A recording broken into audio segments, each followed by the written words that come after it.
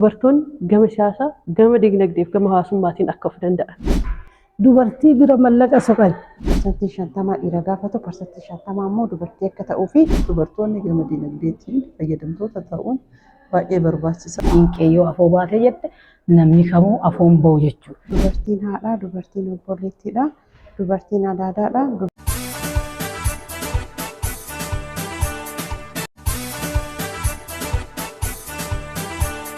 Makkitee Tiraa jedhama. Itti gaafatamtuu koochoo dubartoota godina Arsii Lixaati.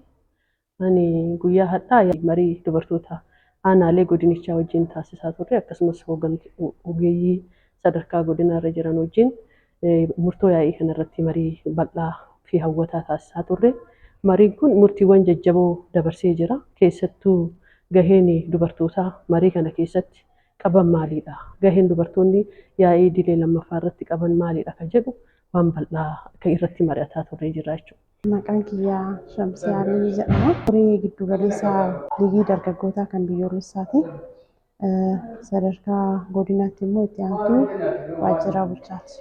Gaheen dubartootaa paartii keenya keessatti qaban olaanaadha. Dubartiin waan hundaa, dubartiin haadhaa, dubartiin obboleettiidha, dubartiin adaadaadha. Dubartiin mana keessatti itti gaafatamummaa dachaa qabdii, mana keessatti illee gaggeessituudha. Gaafa dirreettis baatu gaggeessituudha. Maaliif jennaan dubartiin mana keessaa dargaggeessa kan qabattu, kan guddistu. Maqaan kiyya Waalloo Alii jedhama.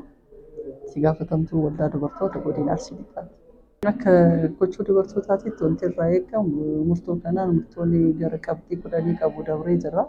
Qabxii kana keessatti gama siyaasaatiin, gama dinagdeetiin, gama hawaasummaatiin wanti hojjetamuu qabuuf kallattii fuulduraa irratti wanti raawwachuu qabu sirriitti taa'ee jira jechuudha. Fakkeenyaaf dubartoonni gama dinagdeetiin fayyadamtoota ta'uun baay'ee barbaachisaa fi murteessaa akka ta'e achi keessa kaa'ee jira jechuudha. Gara qonnaatiin haa ta'u, dinagdee isaanii gara daldalaatiin haa ta'u, gurmaahanii gara gurmeetiin, gara waldaatiin gurmeessaniitiin maatii badhaadhe akka horachuu danda'an sirriitti taa'ee jira. Kallattii kana immoo qabanne akka dubartootaatitti dullee akka nama fuuldura isaanii jiruutitti isaan hoogganuudhaan, isaan kallattii kaa'uudhaan akkaataa itti deemuu danda'an sirriitti kan hubanne ta'uu isaati.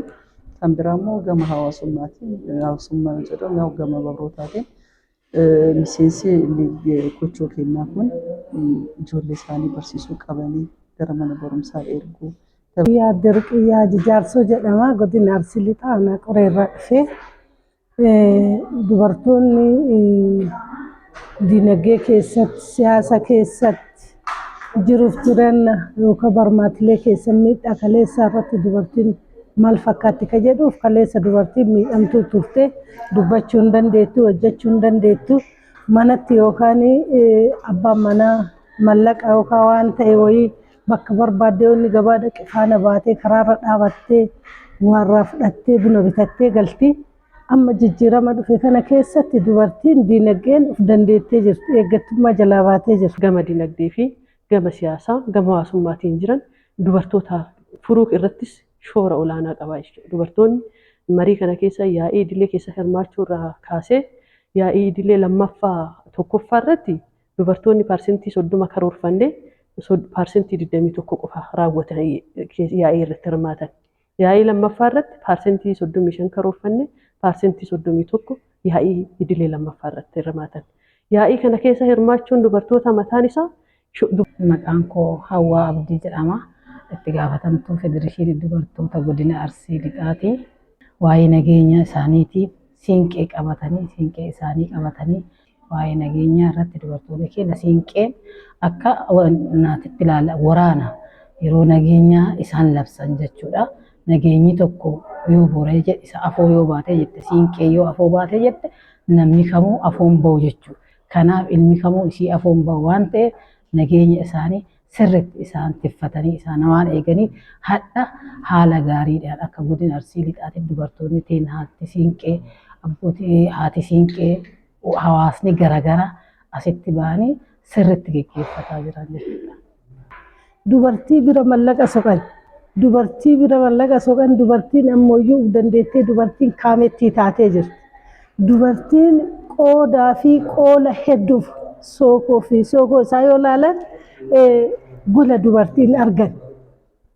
takka dhossaa, takka obsaa, takka dhossaa jiruuf jireenya ofii keessatti illee akka jiruun isii guddatu, akka manni isii guddatu, akka biyyi isii guddatu diinagdee haa ta'uuti waa mara ofiin dhossitee diinagdee kaleessa kufaatii keessa dubartiin ta'uuf dandeetti keessa biyya ijaaruu keessa siyaasa keessa diinagdee keessatti adda gabaa baatee dubartiin abbaa manaa soquu miti abbaan manaa yoo booya dhaqu yoo gad dhaqu mee haadha ibelu waa jirani jedhee isii gaafata malee isiin isaan gaafatu diinagdee irraa danda'u irraa. Adda horii tokko ammoo ol dhossitee kaayattee akkaawuntii ofii yookaan baankii tokkoon keettu akkaawuntii ofii tokko lama keessatti qoqqooddee dhossitee maatii ofiitu iyyuu guyyaa giitee sa'a gaarii baasuuf ka'a, sangaa gaarii baasuuf ka'a, sanyii gaarii baasuuf ka'a. Maali rakkoon kee jettee erga isarraa hubattee sangaa sanis mana oolchaarti dubartii diinagdee irraa of danda'u, diinagdee irraa of ijaaruuf. Hirkattummaa isaanii jalaa kan gurmaahanii gurmaa'insa isaaniitiin jecha hirkattummaa abbaa manaa jalaa akka baanii akka godina keenyatti sirriitti gurmaa'anii wantoota garaagaraa irratti jechuudha.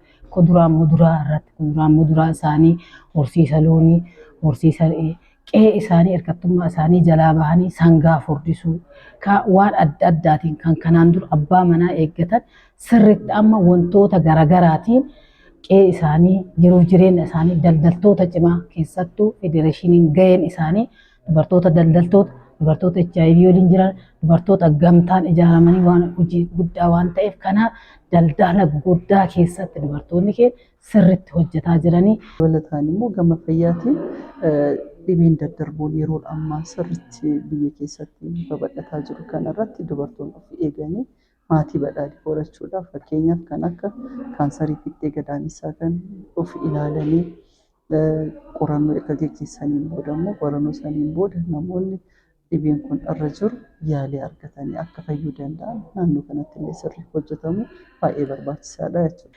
Lammaffaa immoo kaleessa gabaa baatee gabaa yoo dhaabdu buna qofa yookaan sooqidda qofa bitti malee shaanaa, shunkurtii, shibii mootummaan keenya gadi buuse da'ootti namni hundi dhaabatee waa nyaataa dhuf danda'ee jira. Dubartiin baay'ee shaanaa bittee gabaan galtu. Da'oon isii shaanaa dhaabatti, shunkurtii da'oo qabdi. Tasa akka qaaniitii wallaalaa hafaa deemaa jira wanti kun hafaa deemaa jira. Qara shaanaa gabaa fidanii baala jalaa fuudhanii jissan. Amma akka qaaliitii yookaan akka xibsii akka fooniitii gurguramaa jira.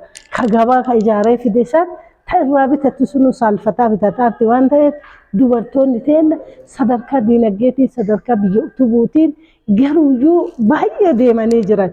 Haa ta'u malee mootummaan akka dubartii mootummaa irra hojjete qaamni gadaamni sirriitti irratti hojjetee hin jiru. Irra hojjetanii dubartoonni waa hundaayyuu haadha gootaatis, haadha gowwaatis, haadha beekaatis waa hundaayyuu baay'ee naamusaa akka qabaatanii guddataniif gaheen dubartiin qabdu olaanaadha jechuudha. Akkasuma immoo sirna kana utubuu keessatti biyya kana ijaaruu keessatti paartii kana ceesisuu keessattis shoorri dubartootaa olaanaadha.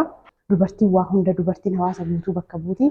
Dubartiin kutaa hawaasaa hunda hammatti waan ta'eef dubartii takka barsiisuun hawaasa hunda barsiisutti tilmaamama. Kanaaf paartii keenya keessatti murtoo darbeen parsantii 50-50tti gara gaggeessummaatti dubartoonni akka dhufan.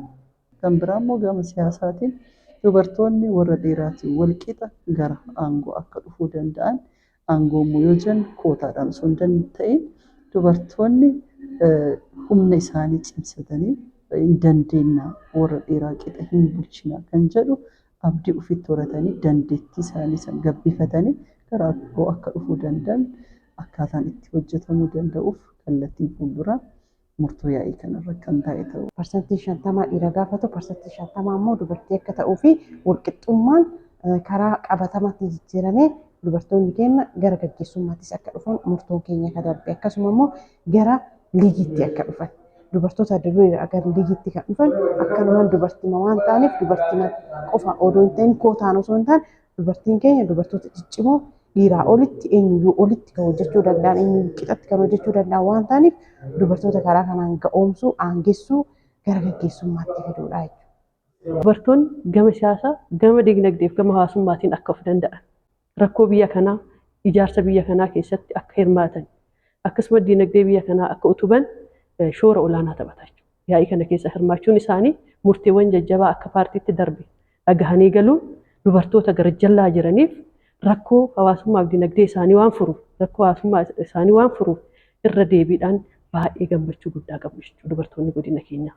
Irraas fayyadamaa ta'aniiru yaa'ii tokkoffaa irrattis yaa'ii lammaffaa kanarrattis waan baay'ee fayyadamu jennee yaadna. Kanaaf keessattuu gama hawaasummaatiin inshuraansii fayyaa miseensa ta'urraa kaasee fayyaa haadholii fi daa'immanii eegsisuu irratti yaa'iin kun murtoo jajjabaa dabarsee jira jechuudha. Fayyaa isaanii eeggachuudhaaf keessattuu qorannoo fiixee gadaamisaa akka taasisan, qorannoo harmaa akka taasisan yaa'ii kanarrattis darbee jira. Marii kanarrattis bilchinnaan irratti mari'annee jirra. Irra darbee kun dhimma diinagdee dubartootaa.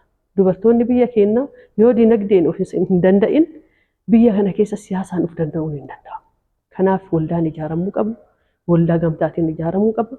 Maatiin dubartootaa irraa kaasee adda duree dubartoota kochoo dubartootaatiif hoogganamuu qaba kan jedhu yaa'ii kana keessattis murtiin taa'ee jira. Qajeelfama kochoo dubartootaatis jechuudha. Kanaaf yaa'ii kanarraa walumaa galatti kan fayyadaman dubartoonni godina keenyaa gama hawaasummaa fi keessattuu gama fayyaatiin baay'ee fayyadamoo ta'u. Yaa'ii kana hojiirra oolchuu qabu. Kallattiin kaayannes kanadha waan ta'eef ijaarsa biyya kanaa irrattis utubaa ta'uu danda'u qabu kan jedhu kana olii gallee kan biraa inni qabxii jalqabaa jennee kaan gurmaa'insi dubartoota kochoo dubartootaa cimuu qabaadha. Rakkoon keenya guddaan tokkoffaa bakka gurmaa'insi dubartootaa cimetti hojiin diinagdee dubartootaas cimaadha. Hawaasummaan dubartootaas cimaadha. Gahaadhas jechuu dandeenya. Garuu bakka gurmaa'insi dubartootaa laafetti ammallee laafinni dubartoonni teenya of danda'uu gama diinagdeetiin hawaasummaa siyaasaa jennu kun ammallee laafina agarsiisa. Kanaaf murtoo yaa'ii kanaan sirriitti jala sararri kan kenne dhimma gurmaa'insa dubartootaa cimsuu kan jedhu kana.